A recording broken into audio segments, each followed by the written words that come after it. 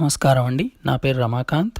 Welcome back to crypto Kalasala, where you will learn everything about crypto currencies in Telugu.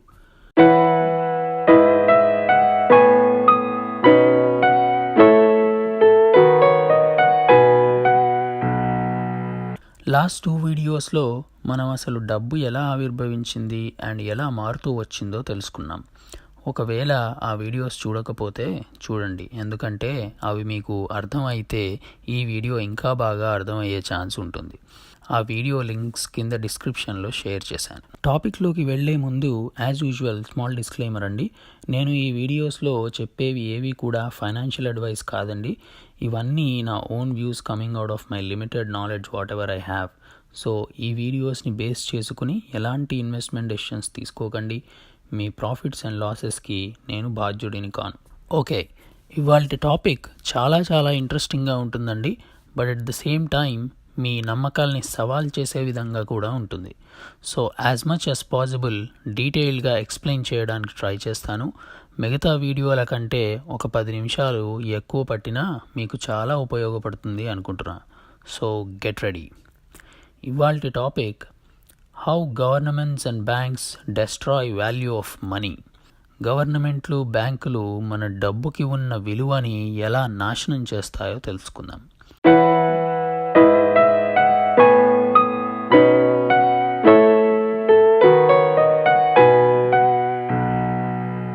బ్యాంకులు, గవర్నమెంట్లు మనీని destroy చేయడం ఏంటి అనుకుంటున్నారా? చెప్పాను కదండి, మీ నమ్మకాన్ని ఛాలెంజ్ చేసే విధంగా ఉంటుంది అని. Let me explain. Paper money రాకముందు మొదట గోల్డ్ స్మిత్స్ గోల్డ్ని కాయిన్స్గా చేసి వాళ్ళకి ఇష్టం వచ్చిన ఏదో ఒక సింబల్ దానిపైన ముద్ర వేసి అమ్మేవారు. ప్రజలు ఏ గోల్డ్ స్మిత్ కాయిన్ అయితే నాణ్యంగా పూర్తి బంగారంతో ఉందో ఆ కాయిన్స్ని డబ్బుగా వాడేవాళ్ళు. So money minting was private some time ఎగో. అంటే ఒక గవర్నమెంటే కాయిన్స్ని ఇష్యూ చేయాలని ఏమీ ఉండేది కాదు.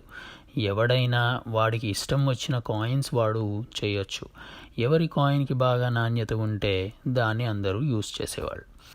తర్వాత రాజ్యాల్లో రాజులు ఈ కాయిన్స్ తయారు చేయడం ఒక్క రాజు మాత్రమే చేయాలి, లేదా ఒక గవర్నమెంట్కి మాత్రమే ఈ హక్కు ఉండాలి అని రూల్స్ తీసుకొచ్చి గోల్డ్ కాయిన్స్ పైన రాజముద్ర వేసి దాన్ని మాత్రమే డబ్బుగా వాడాలని ఆదేశించారు. అలా కాయిన్ మింటింగ్ అనేది పబ్లిక్ చేతిలోంచి గవర్నమెంట్ చేతిలోకి వెళ్ళింది. అలా ఆ రాజ్యాల్లో పనిచేసే సైనికులందరికీ రాజముద్ర గల గోల్డ్ కాయిన్స్ని వేతనంగా, అంటే వేజెస్ ఆర్ శాలరీగా ఇచ్చేవాళ్ళు.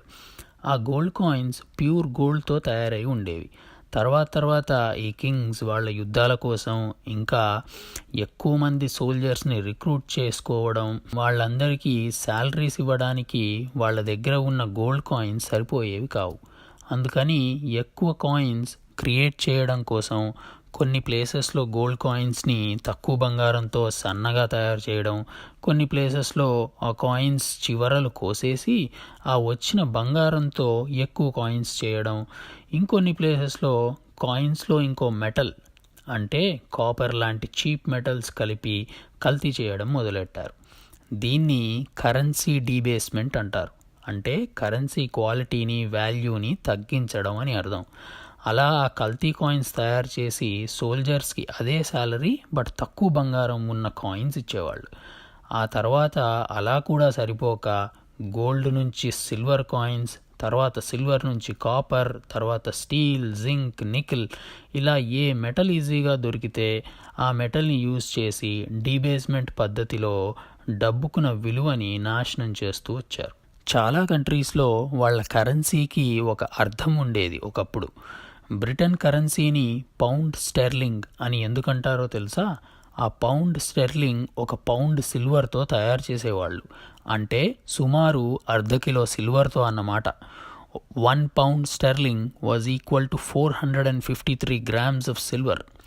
అలాగే dollar was equal to 1 ounce of silver. అంటే 28 గ్రాముల సిల్వర్తో తయారు చేసిన కాయిన్ని మాత్రమే డాలర్ అని పిలిచేవాళ్ళు. మనం ఇంతకుముందు వీడియోస్లో చెప్పుకున్నట్టు తర్వాత గోల్డ్ స్మిత్ల ద్వారా పేపర్ కరెన్సీ వాడుకలోకి వచ్చాక ఆ గోల్డ్ స్మిత్లు ఈ గవర్నమెంట్లు కలిసి పేపర్ కరెన్సీని డబ్బులుగా వాడాలని రూల్ ఆర్ లా పాస్ చేశారు.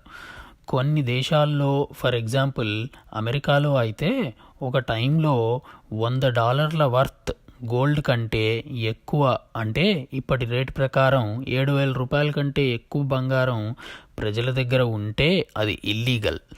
ఇదిగో ఈ ఇమేజ్ అబ్జర్వ్ చేయండి. 1933లో US president Franklin D Roosevelt ప్రజల దగ్గర ఉన్న బంగారం అంతా ఫెడరల్ రిజర్వ్ బ్యాంక్కి ఇచ్చేసి ఒక ఔన్స్ అంటే 28 గ్రాముల గోల్డ్కి $20.67 చొప్పున బ్యాంక్ నోట్లు తీసుకోవాలని పాస్ చేసిన ఆర్డర్.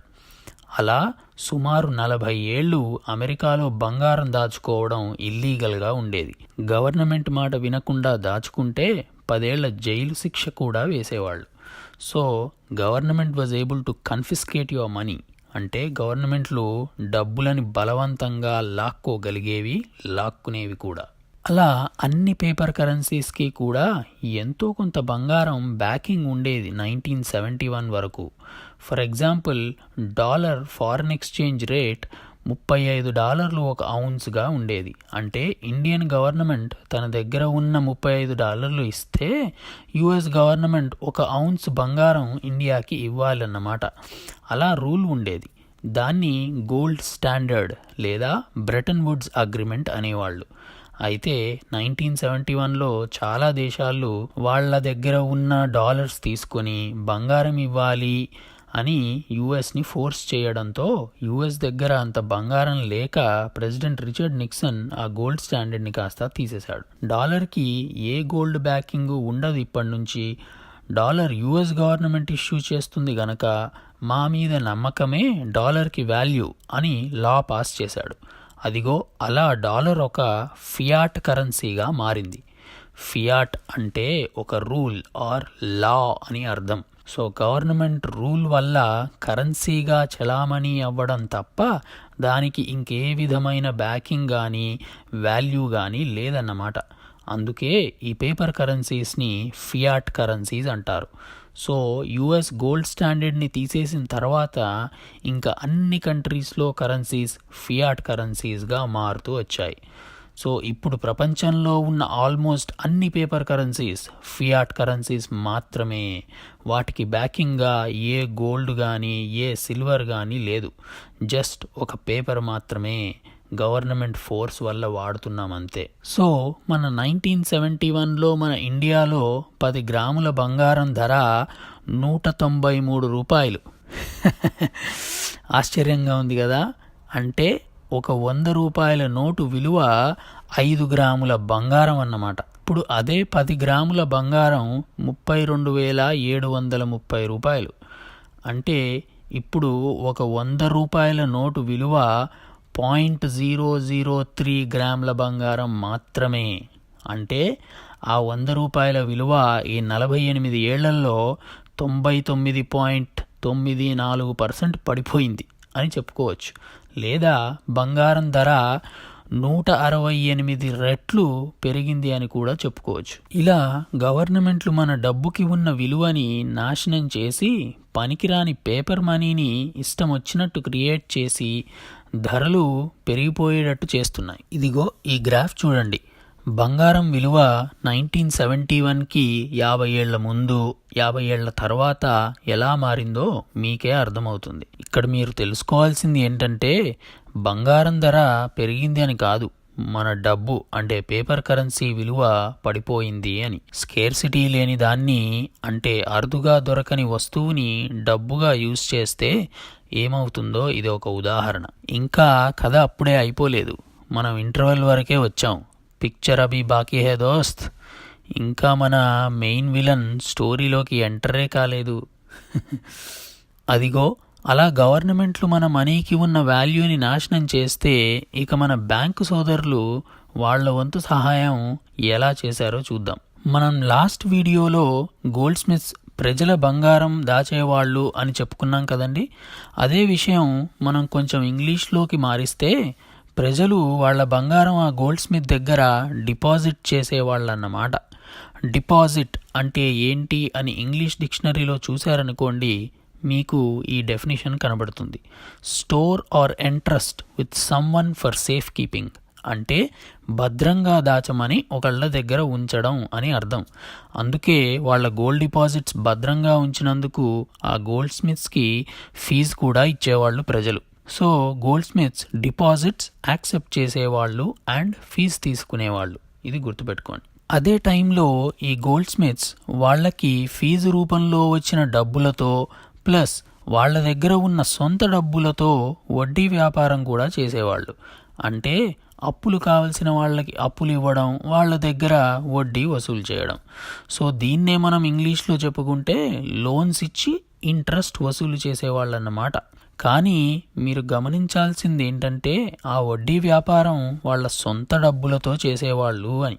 Okay, right. అంటే ఈ గోల్డ్ స్మిత్స్ డిపాజిట్స్ తీసుకునేవాళ్ళు ప్లస్ లోన్స్ ఇచ్చేవాళ్ళు, ఈ రెండు పనులు ఎవరు చేస్తున్నారు ప్రస్తుతం? ఎస్, కరెక్ట్గా గెస్ చేశారు, బ్యాంకులు చేస్తున్నాయి. అంటే ఈ గోల్డ్ స్మిత్స్ బ్యాంకర్లుగా అవతారం ఎత్తారన్నమాట. సో ఇప్పటి నుంచి వీళ్ళని బ్యాంకర్స్ అని పిలుచుకుందాం, సో దట్ మనం ఈజీగా రిలేట్ చేసుకోవచ్చు. ఓకే, అయితే పోను పోను ఆ వడ్డీ వ్యాపారం అంటే బ్యాంకింగ్ చాలా లాభసాటిగా ఉండేది. వాళ్ళ దగ్గరికి వచ్చి అప్పులు తీసుకునే వాళ్ళు కూడా బాగా పెరిగిపోయారు. వాళ్ళందరికీ అప్పులు ఇవ్వడానికి ఈ బ్యాంకర్స్ ఫీజు రూపంలో సంపాదించే బంగారం ప్లస్ వాళ్ళ దగ్గర ఉన్న సొంత బంగారం సరిపోయేది కాదు. అప్పు కావలసిన వాళ్ళు చాలామందే ఉండేవాళ్ళు. అందుకని ఈ బ్యాంకర్స్ ఏం చేశారంటే ఒక ప్రచారం మొదలుపెట్టారు, మార్కెటింగ్ క్యాంపెయిన్ అనుకోండి. అదేంటంటే, మేము వడ్డీ వ్యాపారం చేస్తున్నాం, దాంట్లో మంచి లాభాలు కూడా గడిస్తున్నాం, అందుకని మీరు కూడా ఈ లాభాల్లో భాగం పంచుకునే అవకాశం ఇస్తున్నాం. మీరు మీ బంగారాన్ని మాకు అప్పుగా ఇస్తే ఆ బంగారాన్ని వడ్డీకి తిప్పి మీకు కూడా వడ్డీలో భాగం ఇస్తామని చెప్పారు. ఆ బ్యాంకర్స్ పైన నమ్మకం ఉన్న చాలామంది ప్రజలు వాళ్ళ బంగారాన్ని బ్యాంకుకి అప్పుగా ఇవ్వడం మొదలుపెట్టారు. సో ప్రజలు ఆ బ్యాంకర్స్కి ఇచ్చే అప్పులని మ్యూటమ్ లోన్ కాంట్రాక్ట్ అనేవాళ్ళు మొదట్లో. సో ఇక్కడ మీరు ముఖ్యంగా అర్థం చేసుకోవాల్సిన రెండు విషయాలు ఏంటంటే, ప్రజల దగ్గర నుండి ఈ బ్యాంకర్స్ రెండు రూపాల్లో డబ్బులు లేదా బంగారం తీసుకునేవాళ్ళు. ఒకటి డిపాజిట్ల రూపంలో, అంటే బంగారం దాచడానికి మాత్రమే. ఆ డిపాజిట్ల పైన బ్యాంకులకి ఎలాంటి హక్కు ఉండదు. ఆ బంగారాన్ని బ్యాంక్ వేరే ఏ విధంగానూ వాడడానికి వీల్లేదు. రెండో పద్ధతి మ్యూటమ్ లోన్ కాంట్రాక్ట్ రూపంలో. ఈ పద్ధతిలో ప్రజల నుండి బంగారం అప్పుగా తీసుకుంటున్నారు కాబట్టి ఆ బంగారాన్ని బ్యాంక్ ఎలాగైనా వాడుకోవచ్చు. అంతే కదండి, మనం ఎవరికైనా అప్పు ఇస్తే వాడు ఆ డబ్బుని ఎలా వాడతాడో దాని మీద మనకు కంట్రోల్ లేదు కదా. అలాగే ఇక్కడ కూడా లోన్ కాంట్రాక్ట్ అయిపోయేసరికి ప్రజల డబ్బు వడ్డీతో సహా వెనక్కి ఇస్తే చాలు. అప్పటిదాకా ఆ బంగారం పూర్తి హక్కులు బ్యాంకువే. డిపాజిట్కి మ్యూటమ్ లోన్ కాంట్రాక్ట్కి ఈ డిఫరెన్స్ గుర్తుపెట్టుకోండి. కాసేపటికి మీకు అర్థమవుతుంది ఎందుకంత డీటెయిల్గా చెప్పాను. సో బేసిక్గా ఈ బ్యాంకులు లేదా ఈ బ్యాంకర్స్ 3 పనులు చేసేవాళ్ళు. ప్రజల బంగారం డిపాజిట్ల రూపంలో దాచడం, ఆ డిపాజిట్లు జాగ్రత్తగా దాచినందుకు ఫీజు తీసుకోవడం. రెండోది వాళ్ళ సొంత డబ్బులు వడ్డీకి తిప్పడం, ఆ వచ్చిన వడ్డీ మొత్తం వాళ్లే ఉంచుకోవడం. మూడోది ప్రజల దగ్గర నుండి బంగారం అప్పుగా తీసుకోవడం, ఆ బంగారాన్ని మళ్ళీ బయట వడ్డీకి ఇచ్చి ఆ వడ్డీలో కొంత భాగం ప్రజలకి ఇవ్వడం. ఇక్కడి దాకా కథ బానే ఉంది. ఈ బ్యాంకులు ప్రజలకు బానే ఉపయోగపడుతున్నాయి అండ్ ఆ ఉపయోగానికి తగ్గ ఫలితం కూడా పొందుతున్నాయి. ఇప్పుడు మొదలవుతుంది అసలు కథ. ఇలా పోను పోను వాళ్ళ వడ్డీ వ్యాపారం బాగా అభివృద్ధి చెందుతుండగా అప్పులు తీసుకునే వాళ్ళు ఇంకా ఎక్కువయ్యారు. ప్రజల నుండి అప్పుగా తీసుకునే బంగారం కూడా సరిపోవట్లేదు. ఇప్పుడు ఏం చేయాలి అని ఆలోచించగా అప్పుడు ఆ బ్యాంకర్కి ఒక ఆలోచన వచ్చింది. అదేంటంటే, నా బీరువాలో ప్రజలు డిపాజిట్ల రూపంలో ఇచ్చిన బంగారం నిలువలు బోల్డన్ని ఉన్నాయి. ఎప్పుడో గానీ ఒకరిద్దరు తప్ప ఈ బీరువాల్లో ఉన్న బంగారాన్ని తీసుకోవడానికి ఎవ్వరూ రావట్లేదు. అందరూ నేను ఇచ్చిన కాగితాన్నే డబ్బుగా వాడుతున్నారు. ఈ గోల్డ్ని ఊరికే ఉంచడం బదులు అప్పులు ఇవ్వడానికి వాడుకుంటే బోల్డంత వడ్డీ వస్తుంది కదా అని వాడి దగ్గర డిపాజిట్ల రూపంలో ఉన్న ప్రజల బంగారాన్ని కూడా అప్పుగా ఇవ్వడం మొదలుపెట్టాడు. మొదట ఒక 10 or 20% మాత్రమే ప్రజల బంగారాన్ని వాడేవాడు. ఎప్పుడైనా కొంతమంది ప్రజలకి ఈ బ్యాంకర్ ఇంతమందికి ఎలా అప్పులు ఇవ్వగలుగుతున్నాడు, మన బంగారం ఏమైనా యూజ్ చేస్తున్నాడా ఏంటి అని అనుమానం వచ్చి వాళ్ళ బంగారం కోసం వెళ్ళినా 80% బంగారం ఇంకా నిలువ ఉంది కాబట్టి ఆ అనుమానం వచ్చినోడి బంగారం ఈజీగా ఆ నిలువల్లోంచి తీసి ఇచ్చేసేవాడు. సో ఆ అనుమానం ఉన్న వాళ్లతో సహా పక్క వాళ్ళు కూడా వాళ్ళ బంగారం సేఫ్గానే ఉంది అని నమ్మేవాళ్ళు. అలా పోను పోను ప్రజలకి వాళ్ళ బంగారం బ్యాంకర్ దగ్గర సేఫ్గానే ఉంది, వాడు చేసే వడ్డీ వ్యాపారంలో వచ్చే లాభాలతోనే అందరికీ అప్పులు ఇవ్వగలుగుతున్నాడు అని పూర్తి నమ్మకం ఏర్పడిపోయింది. అలా ప్రజల్లో పూర్తి నమ్మకం వచ్చాక ముందు ఒక 10 or 20% డిపాజిట్లనే యూజ్ చేసిన ఆ బ్యాంకర్ తర్వాత 30, 40, 50% అలా పెంచుకుంటూ ఎంత వీలైతే అంత అప్పులు ఇవ్వడం మొదలుపెట్టాడు.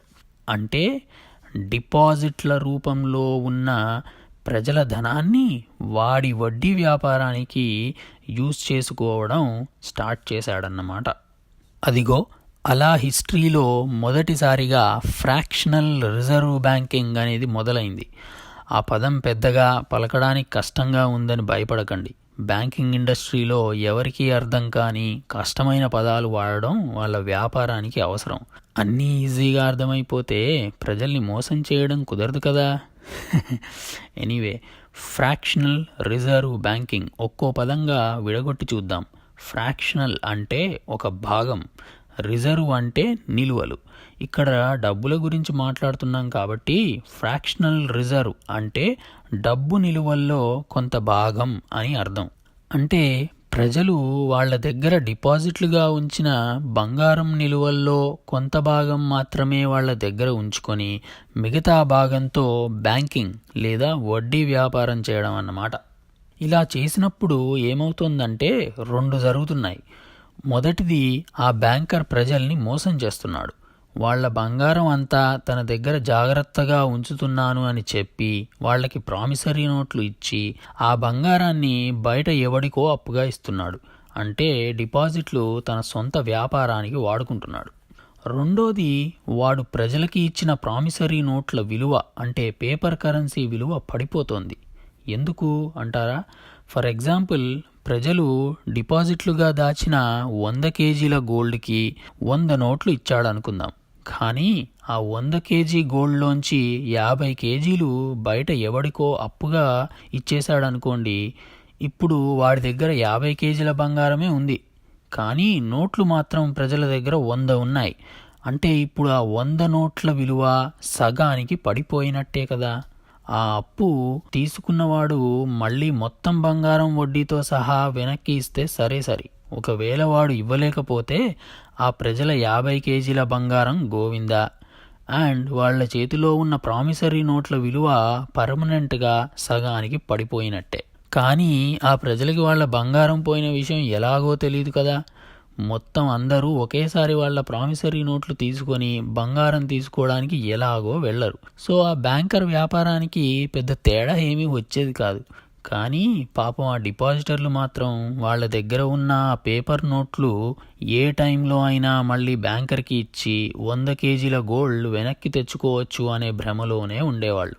ఇలా బ్యాంకర్స్ ముందు గోల్డ్ డిపాజిట్స్ని అప్పులు ఇవ్వడానికి యూజ్ చేసినా తర్వాత పేపర్ కరెన్సీ అంటే వాడు ప్రజలకి ఇచ్చిన ప్రామిసరీ నోట్లు బాగా వాడుకలోకి వచ్చాక ఆ అప్పులు తీసుకునే వాళ్ళు కూడా పేపర్ నోట్లు ఇస్తే చాలు, గోల్డ్ అక్కర్లేదు అని జస్ట్ ఆ బ్యాంకర్ ఇచ్చే పేపర్ నోట్లే అప్పుగా తీసుకొని వెళ్ళిపోయేవాళ్ళు. అప్పుడు ఆ బ్యాంకర్కి ఇంకా ఈజీ అయిపోయేది. ఎందుకంటే బంగారం నిల్వలు ఇంకా యూజ్ చేయాల్సిన పనే లేదు. ఎవడికి అప్పు కావాలన్నా జస్ట్ ఒక నోటు మీద ఎంత గోల్డ్కి ఆ అప్పు ఈక్వలో ఆ అమౌంట్ రాసి ఆ కస్టమర్కి ఇస్తే చాలు, వాడు దాన్నే బంగారం అనుకుని వెళ్ళిపోయేవాడు. సో ఆ అప్పుగా ఇచ్చిన నోట్లు కూడా డిపాజిటర్లకి ఇచ్చిన నోట్లాగానే బయట చెలామణి అయ్యేవి. అలా బ్యాంకర్ దగ్గర ఉండే బంగారం కంటే బయట డిపాజిటర్లకి ఇచ్చిన నోట్లు ప్లస్ అప్పుగా ఇచ్చిన నోట్లు కలిపి చాలా రెట్లు ఎక్కువ ఉండేవి. అయితే అప్పుడప్పుడు ఈ బ్యాంకర్లు చేసే మోసం బయటపడేది కూడా. అప్పుడు మొత్తం అందరు ప్రజలు ఎవరి దగ్గరైతే ఈ పేపర్ నోట్లు ఉన్నాయో వాళ్ళందరూ ఒకేసారి వాళ్ళ బంగారం తీసుకోవడానికి అంటే విత్డ్రా చేసుకోవడానికి వెళ్ళినప్పుడు ఆ బ్యాంకర్ వాళ్ళకి బంగారం ఇవ్వలేక దివాళా తీసేసేవాడు. వీటినే బ్యాంక్ రన్స్ అంటారన్నమాట. అంటే పేపర్ నోట్లు దగ్గర ఉన్న వాళ్ళందరూ ఒకేసారి వాళ్ళ గోల్డ్ డిపాజిట్స్ విత్డ్రా చేయడానికి వెళ్ళడం అన్నమాట. ఇలా చాలా చోట్ల చాలా బ్యాంకులు బ్యాంక్ రన్స్ని చవి చూసేవి. చాలా బ్యాంకులు దివాళా తీసేసేవి. ప్రజలు బ్యాంకులని నమ్మి నష్టపోయేవాళ్ళు. మధ్య మధ్యలో కొంతమంది కింగ్స్ అంటే రాజ్యాలున్న కాలంలో అయితే లేదా కొన్ని గవర్నమెంట్లు స్ట్రిక్ట్ రూల్స్ తీసుకువచ్చి కొన్ని రోజులు ఈ ఫ్రాక్షనల్ రిజర్వ్ బ్యాంకింగ్ పద్ధతిని బ్యాంక్ రన్స్ని ఆపివేసినా మళ్ళీ కొన్ని సంవత్సరాలకి ఈ బ్యాంకర్లు ఆ పద్ధతిలో వచ్చే డబ్బు ఆశ చూపించి గవర్నమెంట్లతో కుమ్ముక్కై మళ్ళీ మొదలుపెట్టేవారు. అలా కొన్ని వందల సంవత్సరాలు కొనసాగింది. 18th సెంచరీలో చాలా బ్యాంక్ రన్స్ అయ్యేవి. అప్పుడు అమెరికాలో ఈ పెద్ద పెద్ద బ్యాంక్ ఎగ్జిక్యూటివ్స్ జేపీ మార్గన్ నుండి ఒకళ్ళు, national city bank of New York నుంచి ఒకళ్ళు, ఇలా బాగా డబ్బున్న బ్యాంకర్స్ ఒక 9-10 మంది ఒక సీక్రెట్ ఐలాండ్ అంటే దీవికి వెళ్ళి, ఆ దీవి పేరు జకిల్ ఐలాండ్, అక్కడికి వెళ్ళి ఒక సీక్రెట్ మీటింగ్ ఒకటి పెట్టుకున్నారు. ఆ మీటింగ్లో అన్ని బ్యాంకులని కాపాడే ఒక సెంట్రల్ బ్యాంక్ని ఎలా ప్రజల్లోకి తీసుకురావాలో ప్లాన్ వేశారు. తర్వాత యుఎస్ కాంగ్రెస్లో చాలామంది పొలిటీషియన్స్ని వాళ్ళ డబ్బులతో కొనేసి బిల్ పాస్ చేయించారు. అదిగో అలా 1913లో most famous central bank of the world US federal reserve మొదలైంది. అప్పటి నుండి పేపర్ మనీ ప్రింట్ చేయడం, చిన్న బ్యాంకుల దగ్గర నుండి కొంత రిజర్వ్స్ అంటే నిలువలు తీసుకొని వాళ్ళ దగ్గర పెట్టుకోవడం, చిన్న బ్యాంకులని రెగ్యులేట్ చేయడం, ఈ బ్యాంక్ రన్స్ అయినప్పుడు ఆ బ్యాంకులు దివాలా తీయకుండా వాటికి కావలసిన డబ్బులు ఐదర్ ప్రింట్ చేసి కానీ లేదా వాళ్ళ దగ్గర నిలువల్లోంచి కానీ తీసి ఇవ్వడం. దీన్నే లెండర్ ఆఫ్ లాస్ట్ రిసార్ట్ అని అంటారు. అంటే ఇంకా ఏ అవకాశం లేక దివాలా తీసేసిన బ్యాంకులకి అప్పు ఇచ్చే వడ్డీ వ్యాపారి అని అర్థం. ఇవన్నీ ఆ సెంట్రల్ బ్యాంక్ చేతిలోకి వచ్చేశాయి. అంటే చిన్న వడ్డీ వ్యాపారుల్ని కాపాడేందుకు పెద్ద వడ్డీ వ్యాపారి తయారయ్యాడన్నమాట. ప్లస్ అన్ని దేశాల్లో ఈ సెంట్రల్ బ్యాంకులు అన్నీ గవర్నమెంట్ బ్యాంక్స్గా గవర్నమెంట్కి కావలసిన విధంగా వాళ్ళ ఖర్చులకి కావలసిన డబ్బుల్ని అరేంజ్ చేసే బ్యాంకులుగా తయారయ్యాయి. సెంట్రల్ బ్యాంక్స్ ఒక్కటే కాకుండా ఈ బ్యాంకింగ్లో ఉన్న లాభాలకి ఆశపడి గవర్నమెంట్లు బ్యాంకర్లతో కలిసి బోల్డన్ని గవర్నమెంట్ బ్యాంకులు కూడా స్థాపించడం మొదలెట్టారు. ఇలా ఈ సెంట్రల్ బ్యాంక్స్ చిన్న కమర్షియల్ బ్యాంక్స్ అన్నింటికీ ఫ్రాక్షనల్ రిజర్వ్ బ్యాంకింగ్ యూజ్ చేయొచ్చు అని ఈ మోసాన్ని లీగల్ చేస్తూ ఏదో నామమాత్రానికి కొన్ని రిజర్వ్ రిక్వైర్మెంట్స్ కూడా పెట్టాయి. వీటిని ఒక్కో దేశంలో ఒక్కో పేరుతో పిలుస్తారు. యుఎస్ఏలో అయితే రిజర్వ్ రిక్వైర్మెంట్స్ అని, ఇండియాలో అయితే cash reserve ratio and statutory liquidity ratio అని అంటారు. ఫర్ ఎగ్జాంపుల్ యుఎస్ఏలో అయితే ఈ రిజర్వ్ రిక్వైర్మెంట్ 10%, ఇండియాలో అయితే cash reserve ratio 4% and statutory liquidity ratio 19.5%గా ఉన్నాయి. అంటే మన ఇండియన్ బ్యాంక్స్లో డిపాజిటర్లు 100 రూపాయలు క్యాష్ డిపాజిట్ చేస్తే దాంట్లో 4 రూపాయలు క్యాష్గా, 20 రూపాయలు షేర్లగానో లేదా గోల్డ్గానో ఉంచుకొని మిగతా 76 రూపాయలు అప్పులుగా బయట వాళ్ళకి ఇచ్చుకోవచ్చు. ఒక్క డిమాండ్ డిపాజిట్స్ తప్ప మిగతా డిపాజిట్లలో ఉంచే డబ్బుల్లో 76% బ్యాంకులు ఎలాగైనా వాడుకోవచ్చు. డిమాండ్ డిపాజిట్స్లోంచి కూడా తీసి వాడతారనుకోండి అన్అఫీషియల్గా, బట్ అది పక్కకు పెడదాం.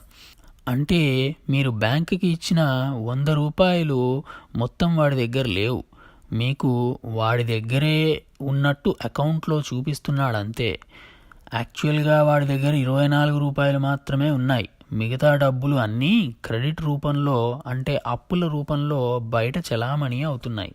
మనం అందరం ఒకేసారి బ్యాంకుకి డబ్బులు డ్రా చేసుకోవడానికి వెళ్ళం గనక ఈ మోసం బయటపడదు. బ్యాంక్ రన్స్ అనేవి అవ్వవు.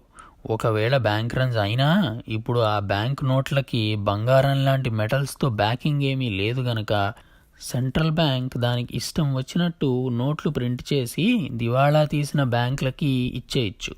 ఇప్పుడైతే జస్ట్ ఒక నెంబర్ కంప్యూటర్లో కొడితే చాలు. అలా ప్రింట్ చేసి మన మనీ మనకి ఇచ్చినా సెంట్రల్ బ్యాంకులు ప్రింట్ చేసిన ఎక్స్ట్రా మనీ వల్ల మన చేతిలో ఉన్న డబ్బుల విలువ చాలా రెట్లు పడిపోతుంది.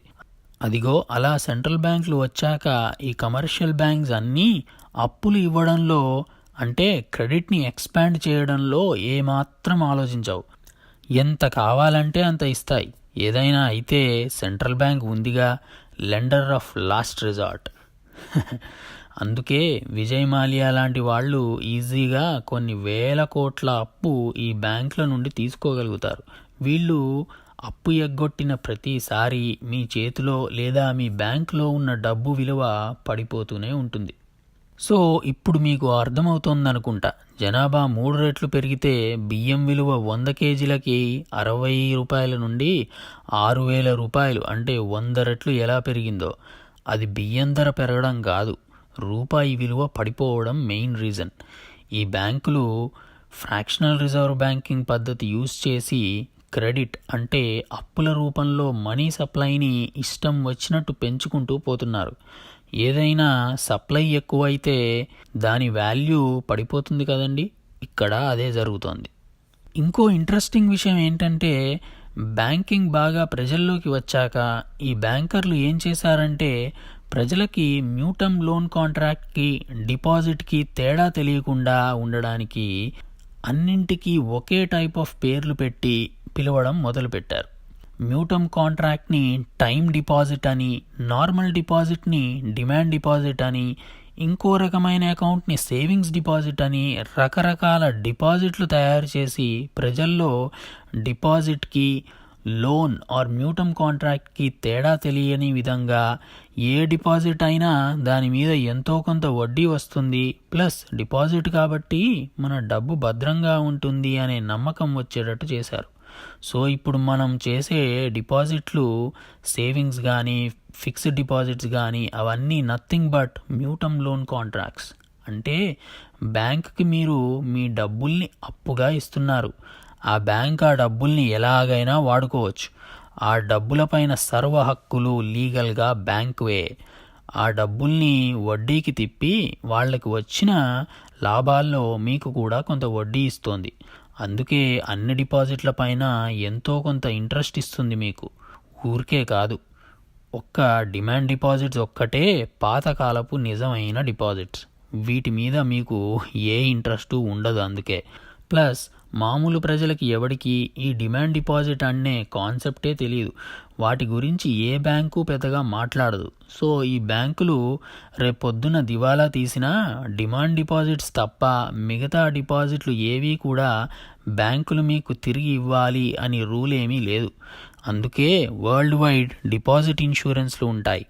డిపాజిట్లు అన్నీ బ్యాంకుల దగ్గర జాగ్రత్తగా దాస్తే మన డబ్బులు సేఫ్గా 100% వాడి దగ్గర ఉంటే ఈ డిపాజిట్ ఇన్సూరెన్స్లు ఎందుకుంటాయి చెప్పండి. యుఎస్ఏలో అయితే ఈ డిపాజిట్ ఇన్సూరెన్స్ $100,000, ఇండియాలో అయితే ఈ డిపాజిట్ ఇన్సూరెన్స్ $1,00,000 మాత్రమే. అంటే ఏదైనా పెద్ద బ్యాంకింగ్ క్రైసిస్ వచ్చి పెద్ద ఎత్తున బ్యాంకులు దివాలా తీస్తే గవర్నమెంట్లు మీకు గ్యారంటీగా ఇచ్చేది ఒక డిపాజిట్కి $1,00,000 మాత్రమే. సో ఇలా ఇంత పెద్ద మోసం ఇంత ఈజీగా ఎలా చేయగలుగుతున్నారు అంటారా? వాళ్ళ ప్రకారం వాళ్ళు మోసం ఏమీ చేయట్లేదు. ప్రతిదీ వాళ్ళ టర్మ్స్ అండ్ కండిషన్స్లో ఎక్కడో ఒక దగ్గర వాళ్ళకి లీగల్ ఇష్యూస్ రాకుండా చిన్న ఆస్ట్రిక్స్, అదే చిన్న చుక్క పెట్టి రాసే ఉంటారు. మీరు చదవట్లేదు అంతే. ఎనీవే, వీటన్నింటికీ మూలం ఎక్కడ మొదలైందో కనిపెట్టారా? ఎస్, మనీ గోల్డ్ నుంచి పేపర్గా కన్వర్ట్ అయినప్పటి నుండి, అంటే న్యాచురల్గా అరుదుగా దొరికే బంగారం నుండి మనిషి తయారు చేయగలిగే ప్లస్ ఎంత కావాలంటే అంత తయారు చేయగలిగే పేపర్ని మనీగా అనుకున్నప్పటి నుంచి. మనం ఇంతకుముందు వీడియోలో కూడా చూసాం, గుర్తు తెచ్చుకోండి. మన పూర్వీకులు గవ్వల్ని మనీగా వాడేవాళ్ళు అని. వాటిని ఎందుకు ఆపేశారు? ఎందుకంటే వాటికి స్కేర్సిటీ లేదు కాబట్టి. సముద్రం ఒడ్డుకి వెళ్తే ఎన్ని కావాలంటే అన్ని దొరుకుతాయి కాబట్టి. అలాగే ఈ పేపర్ కరెన్సీలతో మళ్ళీ అదే తప్పు చేస్తున్నాం. పేపర్కి స్కేర్సిటీ ఏమీ లేదు కదా. బంగారంలాగా మనిషి పేపర్ని ఎంత కావాలంటే అంత ఈజీగా తయారు చేసుకోవచ్చు. ఇంకా ఇప్పుడైతే డిజిటల్ మనీ కూడా వచ్చేస్తోంది బ్యాంకుల చేతిలోకి. మనకి డిజిటల్ ఇండియా కావాలి కదా. అంటే పేపర్ తయారు చేసి ప్రింట్ కూడా చేయక్కర్లేదు. ఎంత అమౌంట్ కావాలంటే అంత ఒక నెంబర్ కంప్యూటర్లో కొడితే చాలు, టడామ్, మనీ రెడీ. ఇంకా మనల్ని ఆ దేవుడే కాపాడాలి.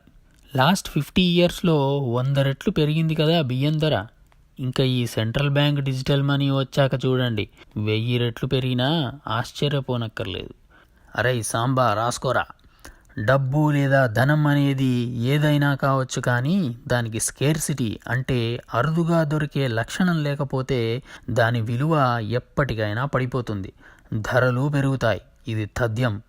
Money has to be scarce, otherwise it will ultimately lose its value. There is no other way. Mayer Rothschild ఫేమస్గా ఒక మాట చెప్పాడు, permit me to issue and control the money of a nation and I care not who makes its laws. ఒక గవర్నమెంట్కి లేదా ఒక బ్యాంకుకి లేదా ఒక సెంట్రల్ అథారిటీకి డబ్బుని సృష్టించే అధికారం ఇచ్చామనుకోండి, వాడు దాన్ని పూర్తిగా వాడి స్వలాభం కోసం వాడుకోవడమే కాకుండా మొత్తం సొసైటీనే శాసించే పవర్ఫుల్ శక్తిగా మారుతాడు. ఎనీవే, ఇప్పుడు చెప్పిన ఈ విషయాలకి అంటే fractional reserve banking, fiat currencies, bank runs, debasement etcetera etcetera etcetera, అసలు వీటికి బిట్కాయిన్కి సంబంధం ఏంటి? అసలు క్రిప్టో కరెన్సీస్ అంటే ఏంటి? బిట్కాయిన్ అంటే ఏంటి? బిట్కాయిన్కి క్రిప్టో కరెన్సీస్కి ఏదైనా తేడా ఉందా? ఈ బిట్కాయిన్ని కనుక్కున్నది ఎవరు? ఏ కంపెనీ తయారు చేస్తుంది? బిట్కాయిన్ లాగే ఇంతకుముందు ఏవైనా కరెన్సీస్ ఉండేవా? ఉంటే ఏమైపోయాయి? ఈ ప్రశ్నలన్నిటికీ సమాధానం కావాలంటే నెక్స్ట్ వీడియో తప్పక చూడండి. Hope this is helpful. Bye.